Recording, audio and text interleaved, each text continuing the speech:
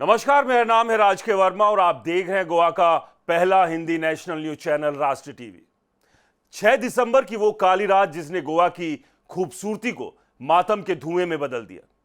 आज अरपोरा के Birch by Romeo Lane night club की वो राख 25 मासूम जिंदगियों की कहानी और प्रशासनिक तंत्र की विफलता को बयां कर रही है, जहां बिजली के पटाखों की एक चिंगारी ने अवैध रूप से तने सूखे पत्तों के इस ऊंचे ढांचे को चंद मिनटों में शमशान बना दिया।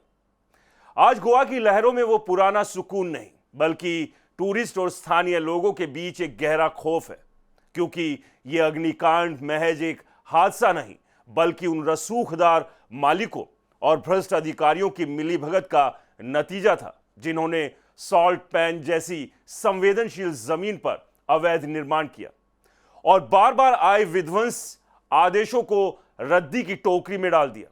अरपोरा की घटना के बाद प्रशासन ने Panjim corporation of city of Panjim CCP के अधिकार क्षेत्र में आने वाली लगभग 7,000 वाणिज्यिक संपत्तियों की सुरक्षा जांच का अभियान शुरू किया। Department of fire and emergency services यानी DFES ने घोषणा की लगभग 7,000 कमर्शियल प्रॉपर्टीज की फायर सेफ्टी जांच की जाए। इस अभियान के तहत उन सभी प्रतिष्ठानों की पहचान की जाएगी जिनके पास fire NOC no objection certificate नहीं है। प्रशासन ने स्पष्ट किया कि जिन प्रतिष्ठानों के पास फायर एनओसी नहीं होगी उनके खिलाफ सख्त कार्रवाई की जाएगी। केंद्रीय परिषद पार्षद यानी CCP ने पहले ही बिना एनओसी वाले प्रतिष्ठानों की पूरी लिस्ट मांगी है, ताकि नियमों की पालना सुनिश्चित की जा सके। DFES के अधिकारियों ने कहा कि फायर सेफ्टी इंस्पेक्शन अभियान के दौरान न केवल फायर एग्जिट, अलार्म और सेपरेशन सिस्टम की जांच होगी, बल्कि भवन की संरचना और सुरक्षा उपायों की समीक्षा भी की जाएगी। अरपोरा अग्निकांड में स्पष्ट कर दिया गया कि फायर सेफ्टी नियमों की अनदेखी कितनी गंभीर परिणाम ला सकती है। DFES की रणनीति और आगे की योजना की बात करें, सभी कमर्शियल प्रतिष्ठानों का फायर सेफ्टी ऑडिट किया जाएगा। बिना एनओसी वाले प्रतिष्ठानों के खिलाफ कानूनी कार्रवाई की जाएगी। नियमित प्रशिक्षण और जागरूकता कार्यक्रमों के माध्यम से कर्मचारियों और मालिकों को फायर सेफ्टी के नियमों से अवगत कराया जाएगा। इसके साथ ही आपातकालीन स्थिति में तत्काल प्रतिक्रिया सुनिश्चित की जाएगी, जिससे किसी बड़े नुकसान से बचा जा सके। अरपोरा अग्निकांड के बाद यह कदम शहर में सुरक्षा मानकों को मजबूती देने की दिशा में एक महत्वपूर्ण पहल माना जा रहा है। एक्सपर्ट्स का कहना है कि इस तरह के अभियान भविष्य में बड़े हादसों को रोकने में मदद कर सकते हैं। हालांकि यह कदम एक महत्वपूर्ण प्रश्न खड़ा करता है। यदि आपदा अरपोरा जैसे तटीय क्षेत्र में हुई तो सबसे गहन ऑडिट केवल राजधानी पंजिम में ही क्यों किया जा रहा है, जब तबाही अरपोरा के तटीय बेल्ट में आई तो प्रशासन की नींद केवल राजधानी पंजिम में क्यों टूटी, जहां करीब 7,000 कमर्शियल प्रॉपर्टीज की जांच का दावा किया जा रहा है।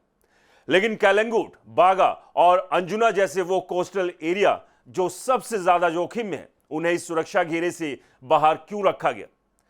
गोवा के व्यापारिक आंकड़े डराने वाले हैं, जहां जनवरी 2023 से जुलाई 2025 के बीच केवल 4,192 नए रजिस्ट्रेशन हुए, लेकिन नियमों के उल्लंघन के 17,211 मामले सामने आए, जो ये साबित करने के लिए काफी है कि यहां सुरक्षा के मानकों से ज्यादा भ्रष्टाचार के तार मजबूत है। जब तक यह अभियान पंजिम की दीवारों से बाहर निकलकर पूरे गोवा के उन नाइट क्लब्स और शैक्स तक नहीं पहुंचता जहां ना तो आपातकालीन निकास है और ना ही कोई सुरक्षा अलार्म, तब तक टूरिस्ट का यह डर गोवा टूरिज्म ब्रांड का एक काला साया बनकर मंडराता रहेगा और 25 जिंदगियों की कुर्बानी महज एक सरकारी फाइल बनकर रह जाएगी। हमें यह समझना होगा कि टूरिस्ट का मुख्य जमावड़ा पंजिम शहर के अलावा कलंगुट, बागा, अंजुना और अरपोरा जैसे तटीय क्षेत्रों में होता है। अरपोरा कांड ने सिद्ध कर दिया है कि इन ग्रामीण पंचायतों के तहत आने वाले क्लब्स और शैक्स सबसे अधिक असुरक्षित है। तटीय क्षेत्रों में नाइट लाइफ की संस्कृति के कारण वहां भीड़ भाड़ और ज्वलनशील पदार्थों का उपयोग अधिक होता है। एक्सपर्ट्स का तर्क है कि ऑडिट अभियान का केंद्र बिंदु पंजिम के बजाय पूरे उत्तरी गोवा के तटीय बेल्ट को होना चाहिए, जहां बुनियादी ढांचे की कमी और अवैध निर्माण की समस्या कहीं अधिक गहरी है। कलंगुट, बागा, अंजुना जैसे कोस्टल एरिया, जहां संकरी गलियों के कारण दमकल की गाड़ियां आज भी घटनास्थल से 400 मीटर दूर खड़ी होने को मजबूर है, उन्हें इस सुरक्षा ऑडिट के प्राथमिक घेरे से बाहर क्यों रखा गया? जब तक यह अभियान पंजिम के सुरक्षा दफ्तरों से निकलकर पूरे गोवा के उन नाइट क्लब्स और सेक्स तक नहीं पहुंचता, तब तक टूरिस्ट की सुरक्षा को सुनिश्चित करना संभव नहीं है। इस मुद्दे पर आपका क्या कहना है? हमें अपनी राय कमेंट्स कर जरूर बताएं। नमस्कार।